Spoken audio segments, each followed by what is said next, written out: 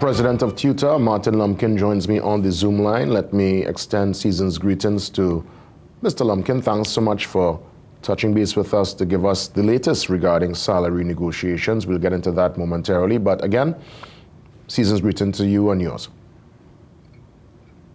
Good morning, and many happy returns to your family at CNC3, and to the nation, all our educators in Trinidad and Tobago. All the best. Thank you so much. You know, I'll give you an opportunity. I heard you yesterday when we heard of the news of MP Lisa Morris-Julian. Everyone was really taken aback by that particular development. And of course, you would have issued some condolences. I'll give you a chance to do so again because, yes, she's known within the political space, but she was also, from what I understand, a great teacher. Barataria, I understand, Barataria and Arima Central, from what I would have understood.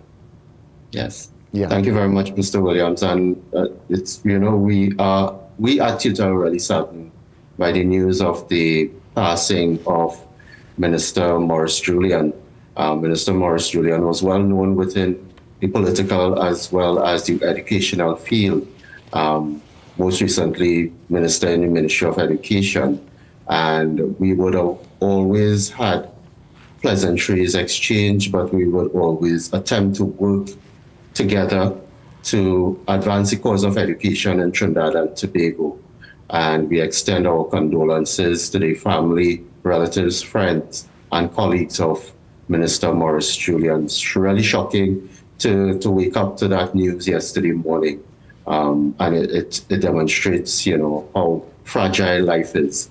And, you know, we are extremely, extremely saddened. She was a friend to Tutor. She was a member as well, too. And, you know, would have extended whatever courtesies as well as assistance she can.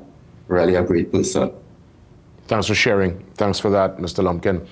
So, President, I recognize that 7 days ago on the 12th, that was last Tuesday, the General Council convened what could only be described as an emergency meeting to discuss what's happening via your salary negotiations. What was the takeaway from that meeting last Tuesday? Okay, so let me start by saying that the negotiating team is guided by the General Council of Tutor. The negotiating team cannot take any decisions, final decisions, unless it is sanctioned by the General Council. And we did meet on Thursday based upon the counter proposals by the Chief Personnel Officer as it relates to salary negotiations and some aspects of non-salary negotiations. For the period 2020 to 2023, the General Council would have sanctioned the salary proposals and it would have been submitted. We met with the CPO on Monday, the 18th of November, and subsequent to that, he wrote to the association on the 9th of December. We received it on the 10th. Hence the reason we called the Emergency General Council meeting. So it was a Thursday, not a Tuesday. Thursday the 12th, actually. Yeah. Last Thursday. Okay. Yes, yes, we did. And the General Council guided us on several issues as it relates to the negotiations based upon the response by the CPO. The main issue that we have at this time is that the CPO would have presented to us percentage increases for the 3 years. And Tutor and the state, through the CPO, has not negotiated in that manner since 2000, roughly.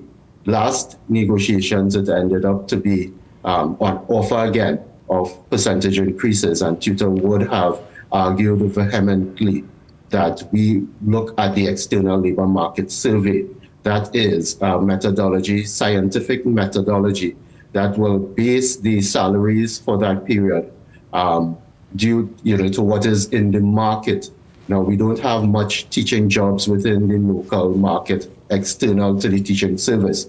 So there have been the agreement to use certain sectors and then certain jobs within the sectors to compare and see what the salaries should be based on qualifications, responsibilities, etc. And this to us, and we see that the CPO and the government, by extension, has agreed that this is the better methodology in order to come up with salaries. meaning if we can recall the CPO stating, and the CPO is the secretary, to the Salaries Review Commission. So the SRC has said that they did a market survey, and they are recommending an increase based on the market survey. And if that is the methodology for those higher echelons in the public service and ministers, etc., then you should continue with it, with the teaching service. And we cannot overemphasize the positive aspects that the teaching service and education plays on the nation. We can go through a whole program based on that. However, the first aspect is to ensure that the external labor market survey, ELM, is completed, and that we utilize that methodology in getting the salaries for that period. So is there any light at the end of this salary negotiations tunnel? Do you anticipate 2025 will be a bright one for teachers? Well, we are always optimistic and hopeful, and we will continue to be hopeful and optimistic. It's early days in the negotiation period. However, we are contemplating where it might go. We are always prepared to see where it goes. Based on the last negotiations, we are prepared for certain aspects as well too. And must I add, the last negotiations, there were no consolidation of COLA. The CPO has also proposed no consolidation of COLA. This is one aspect we will take to the fight because we believe that based on past practices, as well as the need to have COLA implemented, consolidated before salary increases, for the benefit of our educators, we are also going to be fighting on that end as well too. There are a number of non-salary items which we are open to negotiations. The CPO did respond to a few, and we are getting the feeling that he responded to those that go across the board to all of the public sector workers, and has not been specific to the teaching service. But we will continue we are always open to dialogue. We are always willing to meet around the table and to negotiate. We are always for the process of negotiations and to be true to the external labor market survey. I always ask, it was something I wanted to find out. Do you all represent also preschool teachers? I never really hear nobody, mention, preschool teachers, and their contribution also is a very important one. What's the status right now of our preschool teachers, those who really deal with the babies, the newborns, the toddlers? Thank you for asking. And we do not have majority union status for the ECCE teachers. However, we do have members, and we do represent them on rights issues.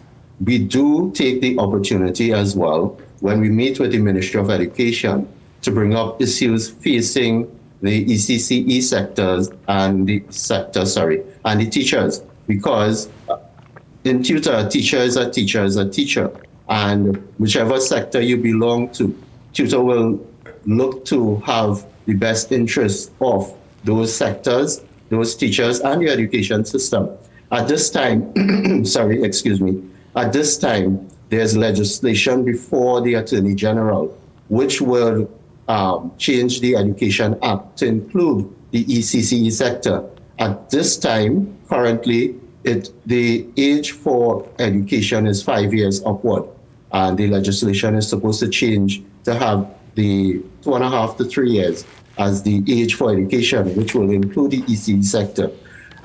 It is not, those teachers are on contract, and we are trying to get some level and semblance of getting them permanent or getting them on the establishment. That is taking some time, but we will always fight for our ECCE teachers.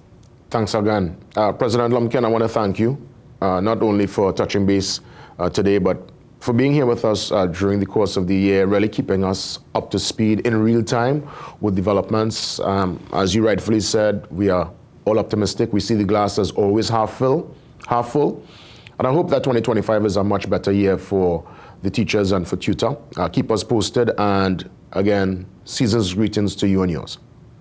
Thank you very much. And I wish you and the Guardian Media all the best. Keep up the good work. And we will always be in touch. Thank you very much for reaching out to us always. Yes, indeed. Martin Lumpkin, president of Tutor. And yes, season's greetings to the teachers throughout the length and breadth of Trinidad and Tobago. We value your contribution and we thank you. We come back much more after the break.